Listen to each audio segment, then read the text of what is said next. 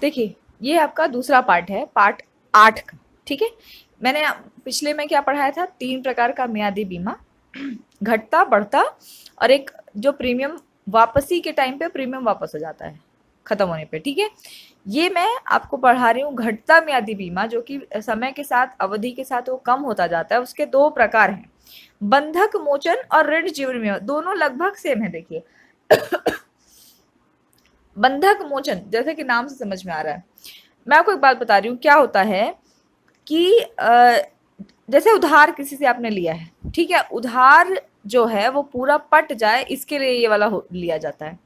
मान लो उधार पटाते पटाते बीच में किसी व्यक्ति की मृत्यु हो जाती है, तो बाकी पैसा कौन देगा? ऐसे तरीके के बीमे के लिए बंधक मोचन और ऋण जीवन में दोनों ही लगभग सेम है, एकदम दिमाग में आप क्लियर रखिए। देखिए, बंधक मोचन क्या है? घटती मियादी बीमा योजना।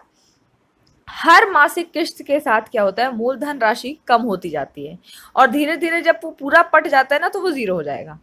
लेकिन अगर किसी, और जो प्रीमियम है वो इस तरीके से व्यवस्थित किया जाता है कि अगर बीच में कभी उसकी मृत्यु हो जाती है तो बीमा कंपनी बाकी पैसा मतलब उसको दे सके, इस तरीके से डिजाइन किया जाता है। ठीक है, ऋण जीवन बीमा भी लगभग सेम है। ऋण चुकाने से पहले ऋणदाता की मौत हो जाने पर ऋण पर बकाया शेष राशि का भुगतान करने के लिए बनाई गई मियादी बीमा योजना का एक प्रकार ही है। बोला था ना, इसमें क्या होता है कि पॉलिसी अवधि के दौरान बीमित ऋणकर्ता की मौत हो जाने की स्थिति में इन पॉलिसियों के तहत लाभों का भुगतान सीधे ऋणदाता या लेनदार को किया जाता है। सेम ही है। ठीक है, दूसरा है बढ़ता मियादी बीमा। बढ़ता माने अब धीरे धीरे बढ़ेगा।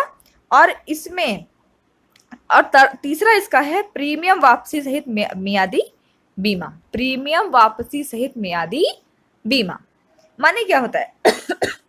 इसका ऑब्वियस बात है, इसकी प्रीमियम अधिक होगा।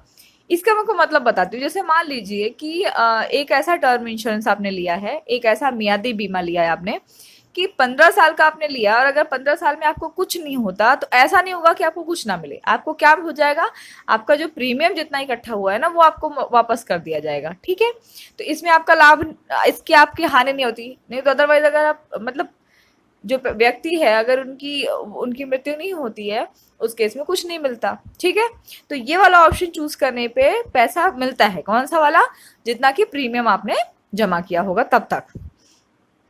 ऑब्वियस सी बात है कि इसमें प्रीमियम अधिक आता है ना, क्योंकि वापस भी तो देना है। ठीक है, इसके बाद प्रतिफल। प्रतिफल क्या है इसका? कुल मिलाकर मूल्य बीमा योजनाओं में प्रतिस्पर्धी लाभ का प्राथमिक आधार है। माने ये कहने का कि ये जो टर्म इंश्योरेंस है ना, वो मेन उद्देश्य टर्म लेना ही होता है। बीमा बीमा जितनी भी पॉलिसी है उनका टर्म मेन उसका फैक्टर होता है, तो वही लिखा गया है। इसकी सीमाएं क्या है? मान लो कि जब मैंने क्या कहा था, इसकी सीमा अवधि, इसकी सीमा है। माने 15 साल की पॉलिसी ली और व्यक्ति की मृत्यु 16वें साल होती है तो उसको कुछ नहीं मिलेगा। ठीक है, तो ये इसकी मेन दिक्कत है। फिर आते हैं आजीवन बीमा। आजीवन बीमा जैसे कि नाम से समझ में आता है, चाहे व्यक्ति की जो ये पूरे जीवन का बीमा होता है, यानी क्या बोलते हैं, इससे कोई फर्क नहीं पड़ता कि मृत्यु कब हो रही है, मृत्यु लाभ किया ही जाएगा। मृत्यु लाभ का जो भुगतान है वो किया ही जाएगा। दिमाग में बिठा लीजिए, मृत्यु कभी भी हो, जीवन के किसी भी क्षेत्र में हो, उसको उसका पैसा यानी कि जो मृत्यु लाभ कवर है वो दिया जाएगा। इसको हम बोलते हैं होल लाइफ पॉलिसी, यानी कि आजीवन बीमा। ऐसी हमारे पास 2 पॉलिसियां हैं, ऐसी 2 से ज्यादा हैं, पर अभी फिलहाल मेरे को 2 याद आ रही हैं। एक तो हो गया आपका उमंग। उमंग में एक्चुअली कहने को 100 लाख का होता है, 100 साल तक का होता है, यानी व्यक्ति के 100 साल तक की उम्र तक के लिए ये होता है ना। और दूसरा है आनंद। आनंद में क्या है, एक बार आपको मेच्योरिटी का पैसा मिलता है, और जब जब कभी जीवन में उनकी मृत्यु होगी उस टाइम पे उनका जो डेथ बेनिफिट यानी कि मृत्यु लाभ वो दिया जाएगा। ठीक है, इसके बाद प्रीमियम का भुगतान सीमित समय के लिए ही किया जाता है। जितने समय की आपने पॉलिसी ली होगी ना, उतने टाइम तक ही आपको प्रीमियम पटाना है। ठीक है, उसके बाद है, लेकिन याद रहे प्रीमियम का भुगतान भले सीमित समय के लिए है, लेकिन जब प्रीमियम भुगतान बंद करोगे ना तो पॉलिसी बंद नहीं होती। वो आप जब व्यक्ति की मृत्यु हो जाएगी तो उसको मृत्यु लाभ मिलेगा मिलेगा। फिर प्रीमियम, आजीवन बीमा का जो प्रीमियम है वो मियादी बीमा के प्रीमियम से ज्यादा ही होगा, क्योंकि लाभ मिल रहा है ना भाई, है कि नहीं। अब प्रीमियम का जो हमेशा आपका प्रीमियम, पिछले चैप्टर में भी मैंने शायद पढ़ाया था कि प्रीमियम के 2 पार्ट करते हैं आप। एक तो जो उसकी मृत्यु पे लागत आएगा तो उसको बोलते हैं मियादी बीमा की लागत, और दूसरे को इन्वेस्ट किया जाता है उसको बोलते हैं नकदी मूल्य। ठीक है,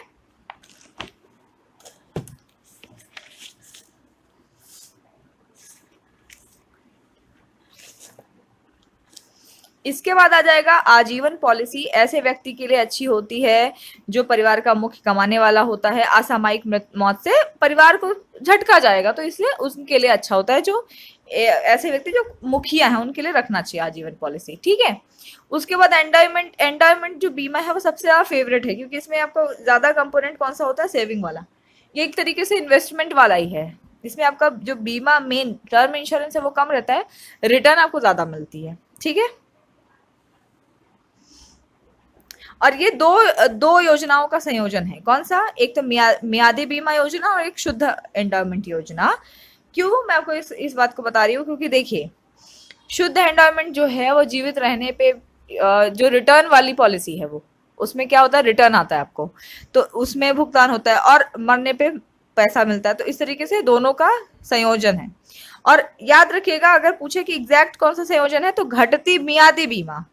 मियादी बीमा टर्म के साथ साथ घटते जाती है, और बढ़ते निवेश तत्व का समायोजन है, और निवेश तत्व बढ़ता जाता है। ठीक है, पॉलिसी अवधि जितनी कम होगी निवेश तत्व उतना बड़ा होगा। पॉलिसी अवधि जितनी कम होगी निवेश तत्व उतना ज्यादा होगा इसका। ठीक है,